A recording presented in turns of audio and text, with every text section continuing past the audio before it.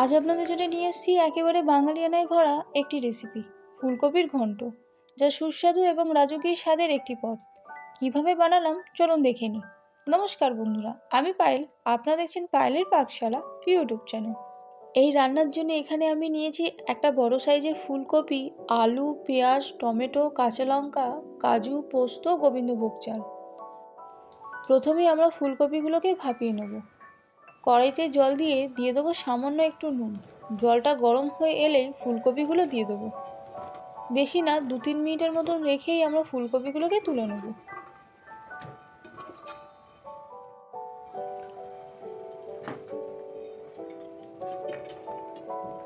ফুলকপি ভাপানো হয়ে গেল, এবার এগুলোকে তুলে নিচ্ছি। তারপরে এর মধ্যে হলুদ মাখিয়ে এটাকে ছাকা তেলে ভেজে নেব। এবার এই কড়াইয়ের মধ্যে দিয়ে দিচ্ছি বেশ কিছুটা সর্ষের তেল। তারপর এর মধ্যে দিয়ে দেবো কেটে নেওয়া আলুগুলো। এই আলুগুলোকে আমি এইভাবে লম্বা লম্বা করে কেটে নিয়েছি। এর মধ্যে সামান্য একটু নুন ও সামান্য হলুদও মাখিয়ে নিয়েছিলাম। এবার এগুলোকে আমি এই ছাকা তেলে ভেজে নেব।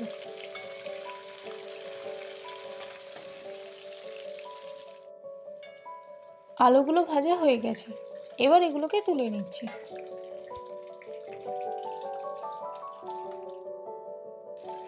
এবার এই আলু ভাজার তেলেই আমরা ফুলকপিগুলোকেও ভেজে নেব।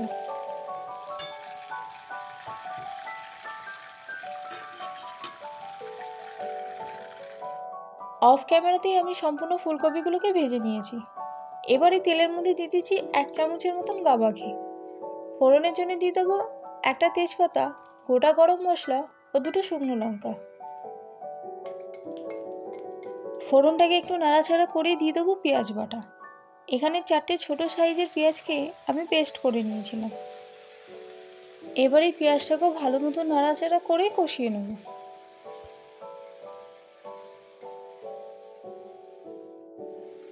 পেঁয়াজ আমাদের কষে গেছে, এবার দিয়ে দিচ্ছি 3 চামচের মতন আদা রসুন ও কাঁচা লঙ্কা বাটা। এবার এই আদা রসুন ও কাঁচা লঙ্কা বাটাকে ভালো মতন মিশিয়ে নিয়ে কষিয়ে নেব, যতক্ষণ না এর কাঁচা গন্ধ কেটে যায়।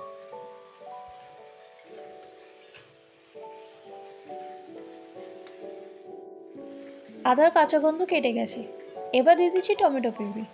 এটাকেও মশলার সাথে ভালো মতন মিশিয়ে নিয়েই কষিয়ে নেব।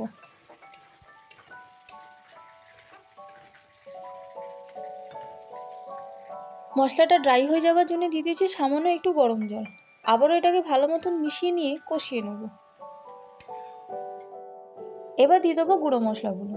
1/2 চামচ হলুদ গুঁড়ো, 1 চামচ জিরের গুঁড়ো, 1 চামচ ধনের গুঁড়ো আর 1 চামচ লাল লঙ্কার গুঁড়ো দিয়ে গুঁড়ো মশলাগুলোকে মশলার সাথে খুব ভালো মতন মিশিয়ে নিয়ে কষিয়ে নেব, যতক্ষণ না এ থেকে তেল ছেড়ে দেয়।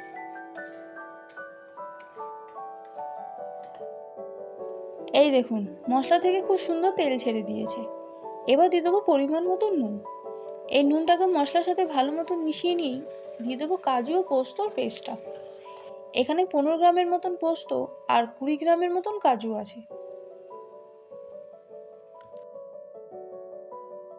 এবার এই কাজু ও পোস্তটাকে মশলার সাথে ভালো মতন মিশিয়ে নিয়ে কষিয়ে নেব।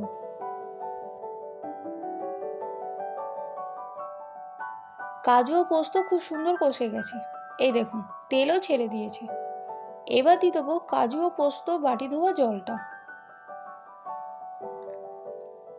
আবারও এটাকে ভালো মতো নাড়াচাড়া করে নিয়েই এই মশলাটাকে আমরা 2-3 মিনিটের মতন ফুটিয়ে নেব। মশলা খুব সুন্দর ফুটে উঠেছে, এবার দিয়ে দিচ্ছি 40 গ্রামের মতন গোবিন্দভোগ চাল।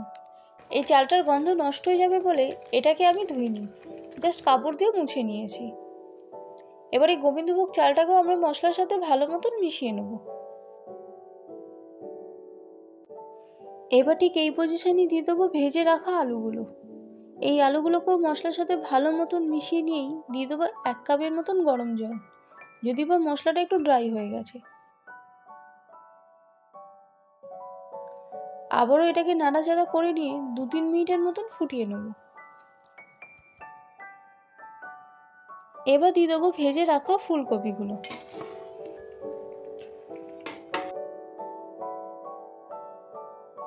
এবার এই ফুলকপিগুলোকে মশলার সাথে আলতো হাতে খুব ভালো মতন মিশিয়ে নেব। মিশিয়ে নেওয়ার পর এটাকে মিডিয়াম টু লো ফ্লেমে 5 মিনিটের মতন ঢাকনা দিয়ে রান্না করে নেব।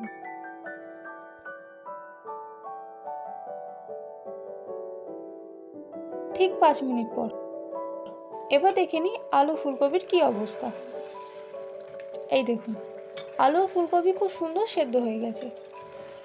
এবার এর মধ্যে যত অবশিষ্ট জলটা আছে সেটাকে আমরা হাই ফ্লেমে শুকিয়ে নেব।